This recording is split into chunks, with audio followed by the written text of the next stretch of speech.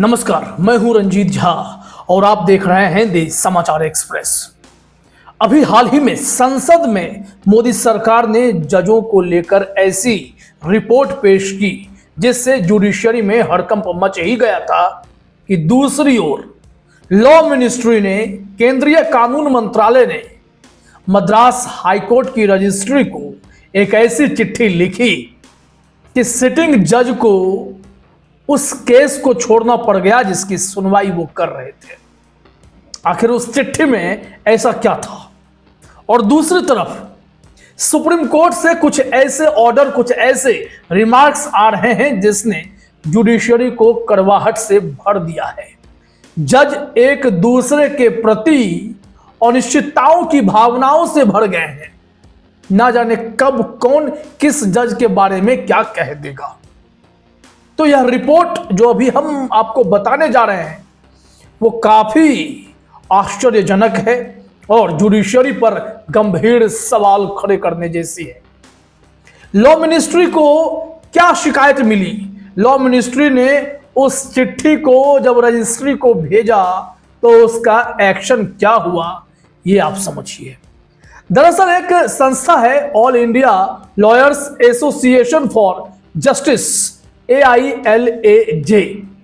इस संस्था ने एक रिप्रेजेंटेशन तैयार किया और यह सीधे लॉ मिनिस्ट्री को भेज दिया गया। यहां आपको बता देना जरूरी है कि यह जो संस्था है AILAJ, यह वकीलों की एक एसोसिएशन है जो न्याय के लिए काम करती है। अगर यह संस्था चाहती तो शिकायत चीफ जस्टिस को या फिर सुप्रीम कोर्ट को कहीं भी भेज सकती थी, लेकिन इसने लॉ मिनिस्ट्री का रास्ता चुना, union ministry of law and justice का। तो जब यहां शिकायत गई तो मंत्रालय ने क्या किया? मंत्रालय ने इस रिप्रेजेंटेशन को इनक्लोज किया और एक कम्युनिकेशन तैयार किया, इसे मद्रास हाईकोर्ट की रजिस्ट्री को भेज दिया और रजिस्ट्री ने इस कम्युनिकेशन को रिलेटेड जज को भेज दिया। उनका नाम है जस्टिस M निर्मल कुमार। वो सीबीआई से जुड़े एक केस की सुनवाई कर रहे थे और इसी केस में उस रिप्रेजेंटेशन में ऐसे ऐसे आरोप लगा दिए गए जिससे जज साहब भी आहत हो गए और उन्हें यह केस चिट्ठी मिलने के तुरंत बाद ही छोड़ना भी पड़ गया। उन्होंने कुछ निर्देश भी दिए, कुछ ऑर्डर भी दिए हैं, वो भी हम आपको बताते हैं। लेकिन उससे पहले आपको यह समझना होगा कि मद्रास हाईकोर्ट की रजिस्ट्री में पहुंची लॉ मिनिस्ट्री की इस चिट्ठी में ऐसा था क्या। इस रिप्रेजेंटेशन में AILAJ ने यह आरोप लगाया कि सीनियर एडवोकेट N मुरली कुमरन ने अपने क्लाइंट से 50 लाख लिए और क्लाइंट को बताया कि यह पैसा योर लॉर्डशिप यानी जस्टिस निर्मल कुमार को रिश्वत के रूप में दिया जाएगा ताकि केस में फेवरेबल ऑर्डर मिल सके। और देखिए यह संस्था किस हद तक बात को आगे बढ़ा रही है। इनका मानना है कि पैसा लिया भी गया और पैसा मिलने के बाद भी कोई अनुकूल ऑर्डर तो नहीं आया है। जज साहब तक जब मामला पहुंचा वो काफी आहत हुए और गुस्सा भी हुए हैं। उन्होंने कहा कि मैं इस केस से खुद को अलग करता हूं और यह केस अब चीफ जस्टिस के पास भेज दिया जाए ताकि दूसरी बेंच के द्वारा इस केस को सुना जाए, वो सुनवाई करें, क्योंकि मेरा वहां होना अब निष्पक्षता पर सवाल खड़े कर देगा। इसलिए उन्होंने तुरंत ही खुद को उस केस से अलग कर लिया। साथ ही साथ उन्होंने ऑर्डर दिया कि मद्रास हाईकोर्ट की विजिलेंस सेल को कि तुरंत आप इस मामले की जांच कीजिए कि पैसा अगर मुझ तक पहुंचना था या फिर उस वकील ने पैसे लिए, इन दोनों पहलुओं की आप जांच कर लीजिए, दूध का दूध और पानी का पानी कीजिए और कोई भी इसमें आरोपित है तो उस पर उचित कार्रवाई की जाए। जब जज साहब ने डंके की चोट पर ऐसा कहा तो यहां पर समझने वाली बात यह है, क्या वाकई में उस जज को केस से हटाने के लिए ऐसे प्रपंच रचे गए हैं या फिर कोई गड़बड़ी भी है। जुडिशरी के भीतर यह क्या हो रहा है? अमूमन जब इस तरीके के आरोप लगते हैं तो कोर्ट का जो इंटरनल प्रोसेस है उसके तहत काम शुरू कर दिया जाता है, लेकिन इसमें लॉ मिनिस्ट्री के जरिए इसे रूट करके वहां अगर भेजा गया है तो इस मामले को काफी सीरियसली लिया भी गया है। क्यों? क्योंकि जजों के खिलाफ शिकायत की कोई कमी नहीं है। संसद में खुद सरकार ने जानकारी दी है कि 8000 से अधिक मामले सुप्रीम कोर्ट में सीजीआई के पास हैं जो जजों के खिलाफ शिकायतों से ही जुड़े हुए हैं। वो मैं आपको बताता हूं, लेकिन पहले यह समझ लीजिए कि यह जब चिट्ठी पहुंची, यह जब केस बना, जज ने खुद को अलग किया, तो आरोपित वकील एन मुरली कुमरन से भी पूछताछ हुई है।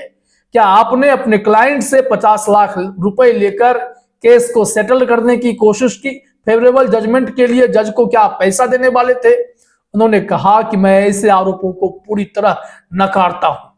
उन्होंने कहा कि अगर कोई भी जांच बिठाई जाए हम उस जांच में सहयोग देने के लिए तैयार हैं। यही मामला जब स्पेशल पब्लिक प्रोसिक्यूटर से कहा गया कि एसपीपी से कि आप इस पर क्या कहते हैं, उन्होंने कहा कि इस तरीके के आरोप कोर्ट की गरिमा को ठेस पहुंचाते हैं और अगर यह आरोप झूठा साबित होता है तो ऐसे शिकायतकर्ताओं के खिलाफ सख्त कदम उठाए जाने चाहिए। मामला काफी सुर्खियों में आ गया है। क्यों? क्योंकि पॉलिटिक्स ने जो जानकारी दी है, क्योंकि यह संसद से निकली जानकारी है तो हमने रेफरेंस के लिए रख लिया है कि सुप्रीम कोर्ट और हाई कोर्ट के मौजूदा जजों के खिलाफ वर्ष 2016 से अब तक भारत के सीजीआई के पास कुल 8630 शिकायतें प्राप्त हुई हैं।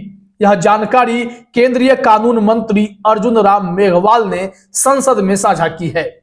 कानून मंत्री द्वारा दी गई जानकारी के अनुसार जजों के खिलाफ मिलने वाली शिकायतों में पिछले 4 वर्षों 2022 से 2025 के दौरान 50% की भारी वृद्धि दर्ज की गई है।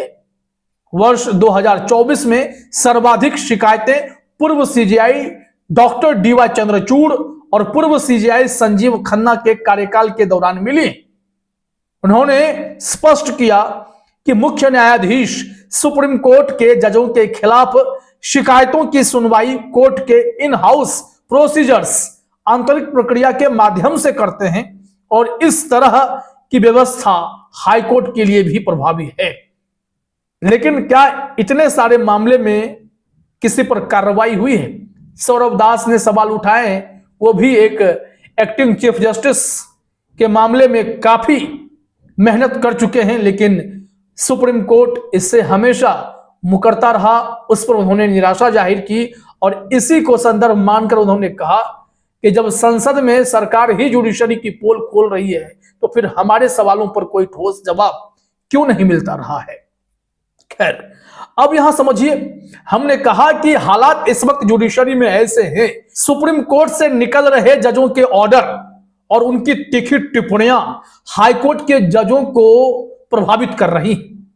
वो कह रहे हैं कि हमारे ऊपर इसका चिलिंग इफेक्ट हो रहा है। दरअसल इलाहाबाद हाईकोर्ट के जस्टिस पंकज भाटिया ने उस वक्त गहरी निराशा जताई जब सुप्रीम कोर्ट के जस्टिस जेबी पारदीवाला ने उनके एक ऑर्डर को पलट दिया और फिर इससे निराश होकर उन्होंने कहा कि इलाहाबाद हाईकोर्ट के चीफ जस्टिस से भविष्य में बेल मैटर्स का केस कृपया मेरे पास ना भेजे जाएं, क्योंकि सुप्रीम कोर्ट के जजों के रिमार्क्स मुझे आहत कर रहे हैं। 4 दिन के बाद जस्टिस भाटिया ने 13 फरवरी 2026 को खुद को एक बेल मैटर से अलग कर लिया, रेक्यूजल का उन्होंने निर्णय ले लिया। इसके बाद उन्होंने chief justice of Allahabad high court को अपनी मंशा लिखकर भेज दी कि उन्हें भविष्य में जमानत मामलों से मुक्त रखा जाए। उन्होंने कहा कि सुप्रीम कोर्ट की टिप्पणियां डिमोरलाइजिंग, मनोबल गिराने वाली हैं और इसका चिलिंग इफेक्ट उन पर हो रहा है, डराने वाला प्रभाव हो रहा है। उन्होंने लाइव लॉ जैसे मीडिया रिपोर्ट्स का भी जिक्र किया जिनसे उन्हें सुप्रीम कोर्ट के आदेशों की जानकारी मिली। और यह पहली बार नहीं है, जस्टिस जेबी पारदीवाला ने हाल ही में इलाहाबाद हाईकोर्ट के एक और जज प्रशांत कुमार को आड़े हाथों लिया था, उनके फैसले को सबसे खराब करार दिया था और उन पर एक तरीके से सजा ही दे दी थी कि उन्हें सीनियर जज के साथ बिठाना है। उन्हें कई खास केस से बाहर कर दिया गया था, उन्हें आपराधिक मामलों से हटा दिया गया था। हालांकि बाद में विवाद बढ़ा तो जेबी पारदीवाला को अपने ऑर्डर वापस भी लेने पड़े थे। और यह सब कुछ भी हो रहा है जिससे यह साफ हो जाता है कि जुडिशरी में कड़वाहट भी बढ़ गई है, जजों के खिलाफ शिकायत भी बढ़ गई है और सीजेआई सूर्यकांत के नेतृत्व में जुडिशरी से जो अपेक्षाएं हैं वो पूरी होती फिलहाल तो दिखाई नहीं पड़ती है। सामंजस्य बिगड़ता जा रहा है और जुडिशरी में हड़कंप मचता जा रहा है। फिलहाल इस वीडियो में इतना ही। आप तमाम साथियों का हमसे जुड़ने के लिए बहुत बहुत धन्यवाद।